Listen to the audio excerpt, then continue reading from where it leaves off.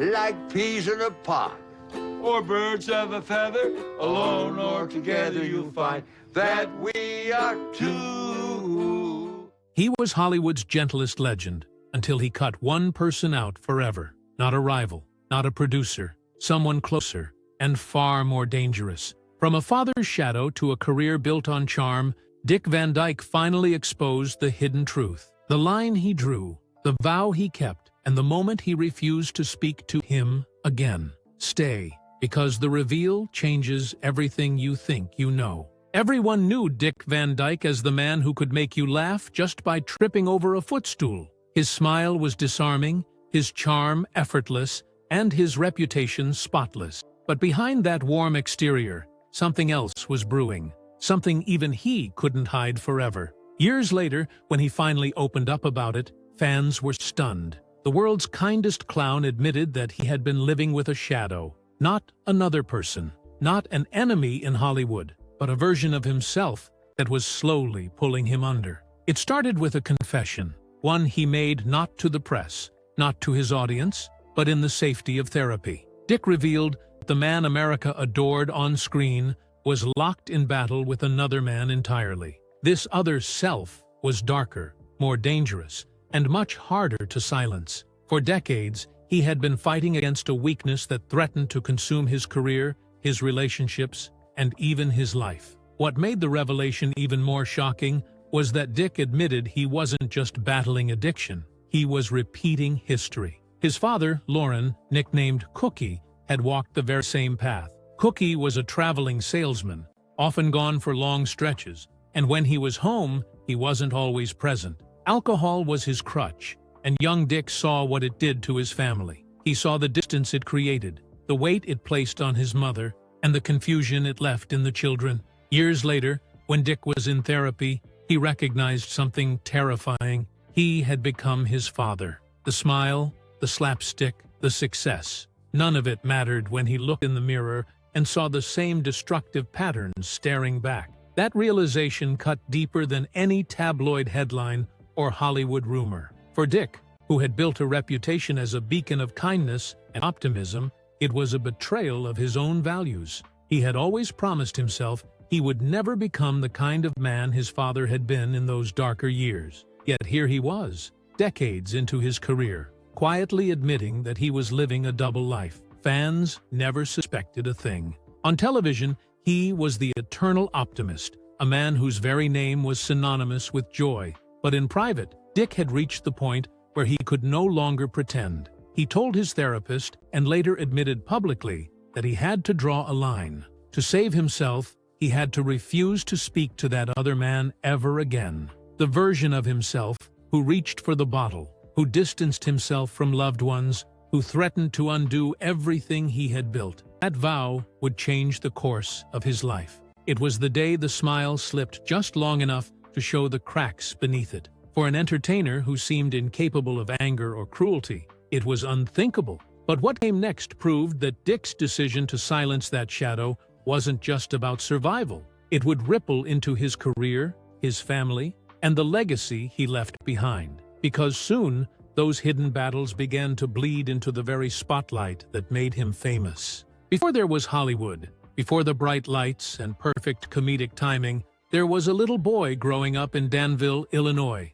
That boy was Dick Van Dyke, and at the center of his childhood stood a complicated figure. His father, Lauren, known to everyone as Cookie. Cookie wasn't the kind of dad you saw every night at the dinner table. He was a traveling salesman, gone for days or weeks at a time, and when he was home, the warmth wasn't always there. His job took him away, but it was something else that built the wall between him and his children: alcohol. Cookie's drinking carved the first fracture line in the Van Dyke family. Dick remembered his father as charming and funny at times, but also distant, unpredictable, and prone to withdrawing into himself when the bottle took over. To a young child, it was confusing. The man who was supposed to be the foundation of the household often felt like a ghost, present but unreachable. Dick's mother, Hazel, worked hard to fill the gaps, but the strain was obvious. The household became a place where love and laughter were mixed with silence and disappointment.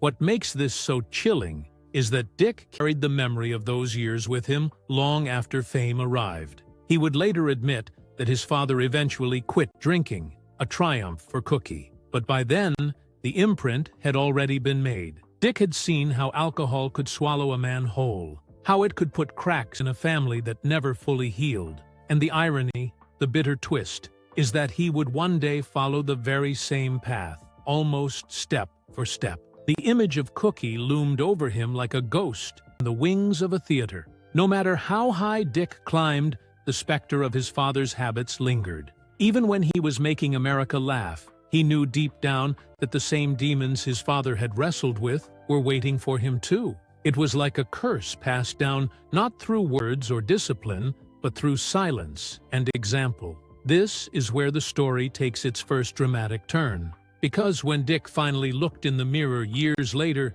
and saw his own reflection staring back at him, he didn't just see the beloved actor who made millions smile. He saw his father, Cookie, the man he had promised himself he would never become. That realization struck like a thunderbolt. It wasn't just about his own weakness anymore. It was about the cycle of damage repeating across generations. And in that moment, the fault line of his past became a ticking time bomb in his present. The perfect image of Dick Van Dyke, the eternal optimist, was balanced on top of a childhood wound that had never fully closed. And as success poured in and the spotlight grew hotter, that old wound was about to rip open in ways no one could have predicted. Because the stage that made him famous didn't just magnify his talent, it magnified his secrets, too. When the Dick Van Dyke Show exploded onto television screens in the early 1960s, it looked like pure magic. The chemistry between Dick and Mary Tyler Moore, Carl Reiner's sharp writing, and Dick's rubber-limbed comedy made the series a phenomenon. America saw a man who seemed effortlessly happy, able to turn any mishap into laughter. But behind the scenes, his world was slowly tilting out of balance. Fame is a gift, but it's also a pressure cooker. Overnight, Dick went from a struggling entertainer to a household name. Suddenly, the weight of expectation was crushing. Week after week, millions tuned in, waiting for him to be flawless. Producers and networks demanded perfection. Even Carl Reiner nearly walked away once after the network tried to censor an episode he believed in. For Dick, the easiest way to push down that tension was the same way his father had, through drinking. At first, it seemed harmless, just a way to unwind after rehearsals. But little by little, the habit deepened. He confessed years later that much of the 1960s and 1970s were lived in the grip of alcoholism. The shocking part is how well he hid it. On set, he never seemed impaired. He still nailed lines, charmed his co-stars, and landed pratfalls with perfect timing. But once the cameras stopped, the spiral tightened. The smile was real, but it was fueled by something he didn't want anyone to see. This is what made it so tragic. Dick's entire reputation rested on being the nice guy.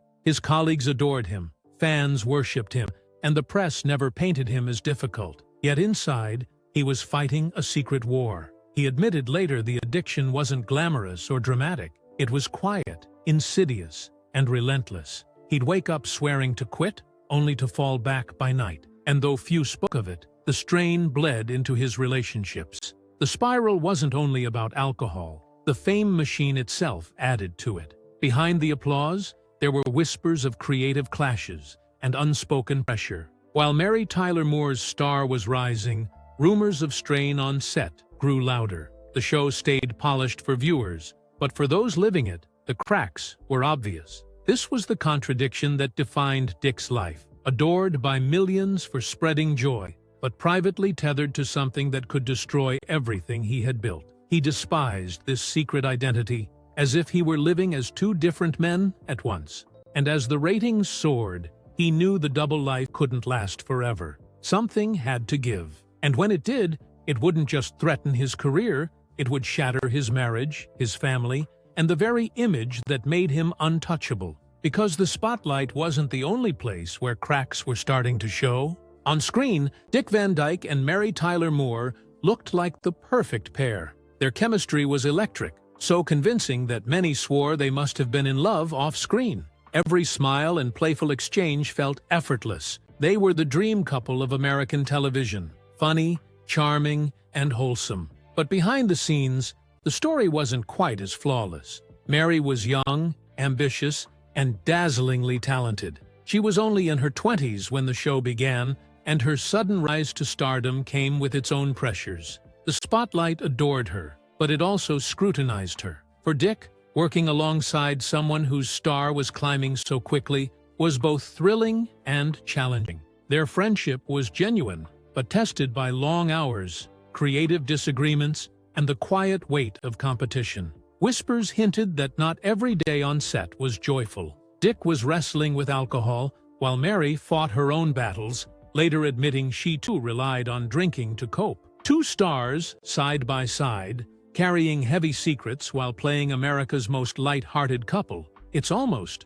unthinkable. Later retrospectives suggested tension sometimes flared, though both remained respectful. Mary confessed she felt immense pressure to live up to the image of Laura Petrie, while Dick admitted Mary was so talented she often outshined him. But admiration didn't erase exhaustion, and when cameras stopped rolling, the atmosphere wasn't always breezy. Carl Reiner fiercely protected the cast, yet even he couldn't block all the strain. When executives pushed or censors interfered, stress rippled through everyone. Combined with Dick's drinking and Mary's own struggles, the magic audiences adored came at a steep price. Here's the shocking truth: they never let it show. Performances stayed flawless, and even today, reruns hide the invisible weight they carried. That's Hollywood's paradox. What looks effortless can be the hardest work of all. As the seasons rolled on, the cracks only deepened. Dick's private life was straining under the spotlight,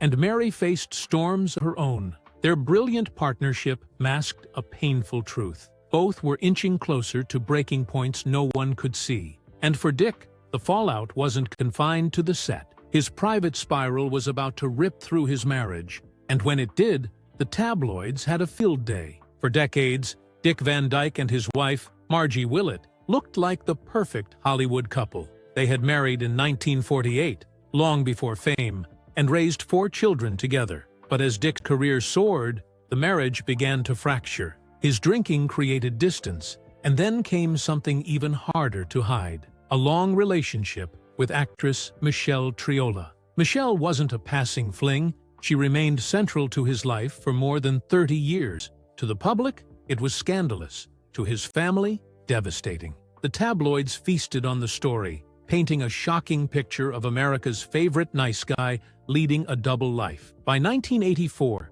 after 36 years, Dick and Margie quietly divorced. She had been there before the fame and fortune, and now she was gone. For Dick, it was an emotional earthquake. He later admitted that the choices of that era haunted him, proof that even the most beloved star wasn't immune to betrayal or regret. The shocking part wasn't just the affair, it was how long he lived in that double life, balancing fatherhood with a painful secret. For most, it would have ended a career. For Dick, it became part of his hidden truth, a burden he carried into the next chapter of his life. And soon, that chapter would force him into a reckoning even more dangerous than a broken marriage, because the battle ahead was one that threatened his very survival. By the early 1970s, the facade was cracking wide open. The legendary smile, the effortless pratfalls, the endless charm, none of it could hide the truth forever. Dick Van Dyke had hit rock bottom.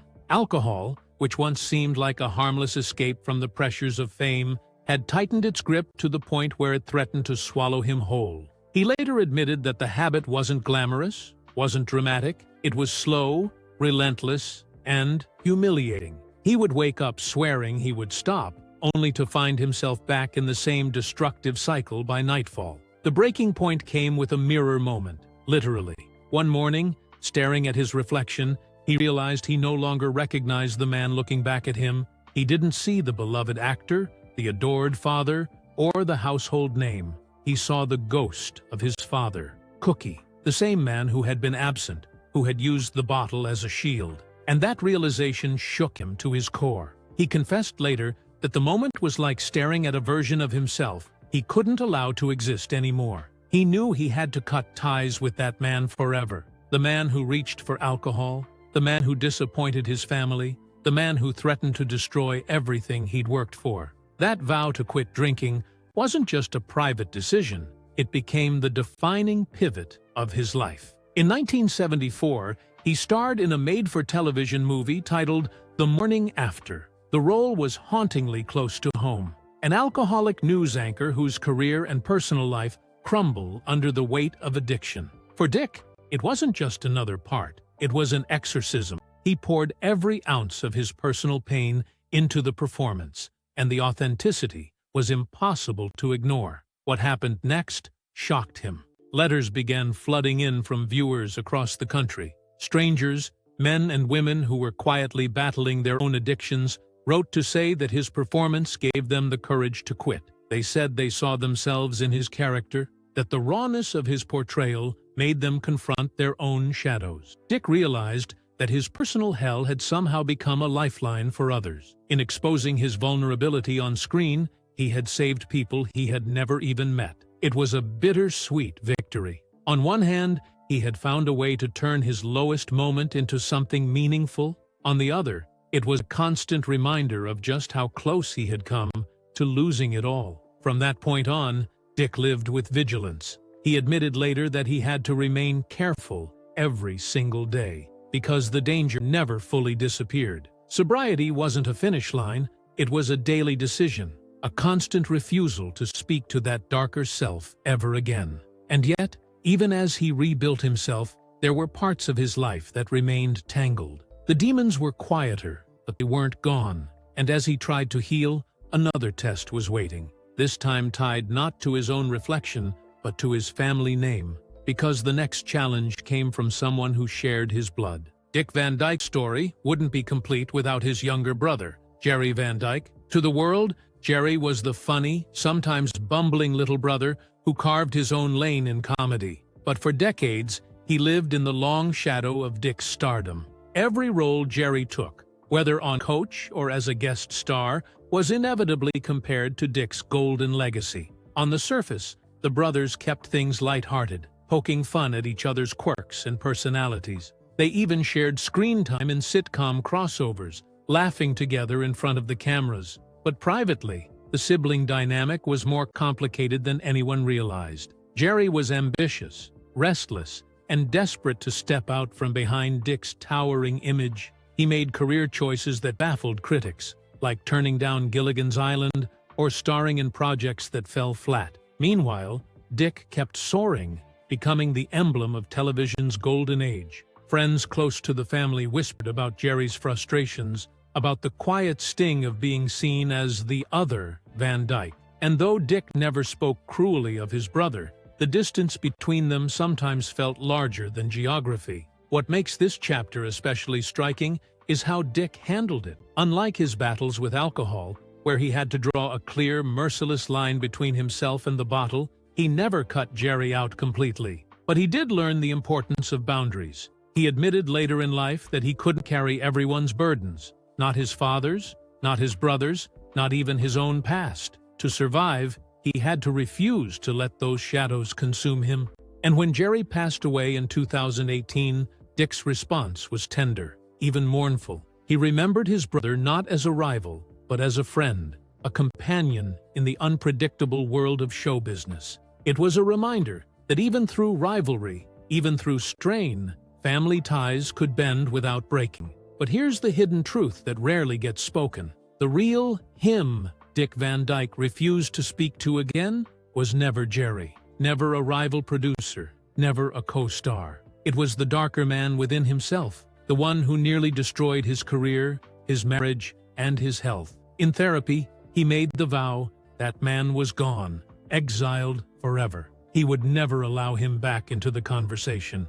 Late in life, Dick began speaking openly about it. He admitted the shame, the mistakes, and the relief of surviving long enough to look back. He wanted people to understand that even the happiest clown had ghosts, and that silencing them wasn't easy. But in drawing that permanent boundary, he didn't just save himself. He gave fans a rare gift, permission to face their own demons without shame. And so, The shocking revelation is this: Dick Van Dyke, the man who brought laughter to millions, carried a hidden fracture his entire life. A brother's rivalry, a father's ghost, a marriage that broke, but above all, an inner self he buried for good. He refused to speak to that man ever again. And because of that vow, he lived long enough to turn his darkest battles into a legacy of hope.